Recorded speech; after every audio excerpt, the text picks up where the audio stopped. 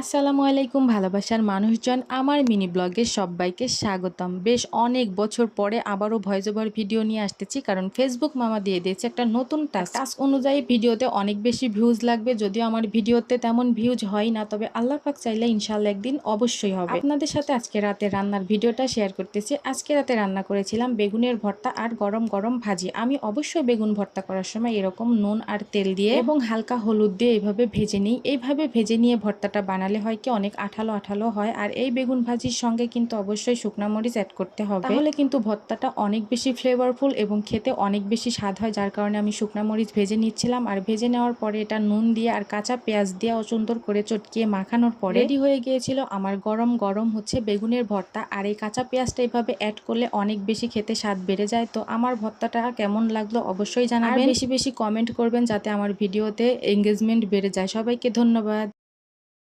আসসালামু আলাইকুম ভালোবাসার মানুষজন, আমার মিনি ব্লগে সবাইকে স্বাগতম। বেশ অনেক বছর পরে আবারও ভয়েস ওভার ভিডিও নিয়ে আসতেছি, কারণ ফেসবুক মামা দিয়ে দিয়েছে একটা নতুন টাস্ক অনুযায়ী ভিডিওতে অনেক বেশি ভিউজ লাগবে। যদিও আমার ভিডিওতে তেমন ভিউজ হয় না, তবে আল্লাহ পাক চাইলে ইনশাল্লাহ একদিন অবশ্যই হবে। আপনাদের সাথে আজকে রাতে রান্নার ভিডিওটা শেয়ার করতেছি। আজকে রাতে রান্না করেছিলাম বেগুনের ভর্তা আর গরম গরম ভাজি। আমি অবশ্যই বেগুন ভর্তা করার সময় এরকম নুন আর তেল দিয়ে এবং হালকা হলুদ দিয়ে এইভাবে ভেজে নিই। এইভাবে ভেজে নিয়ে ভর্তাটা বানালে হয় কি অনেক আঠালো আঠালো হয়। আর এই বেগুন ভাজির সঙ্গে কিন্তু অবশ্যই শুকনা মরিচ অ্যাড করতে হবে, তাহলে কিন্তু ভর্তাটা অনেক বেশি ফ্লেভারফুল এবং খেতে অনেক বেশি স্বাদ হয়। যার কারণে আমি শুকনা মরিচ ভেজে নিচ্ছিলাম। আর ভেজে নেওয়ার পরে এটা নুন দিয়ে আর কাঁচা পেঁয়াজ দিয়ে সুন্দর করে চটকিয়ে মাখানোর পরে রেডি হয়ে গিয়েছিল আমার গরম গরম বেগুনের ভর্তা। আর এই কাঁচা পেঁয়াজটা এইভাবে অ্যাড করলে অনেক বেশি খেতে স্বাদ বেড়ে যায়। তো আমার ভর্তাটা কেমন লাগলো অবশ্যই জানাবেন, বেশি বেশি কমেন্ট করবেন যাতে আমার ভিডিওতে এঙ্গেজমেন্ট বেড়ে যায়। সবাইকে ধন্যবাদ।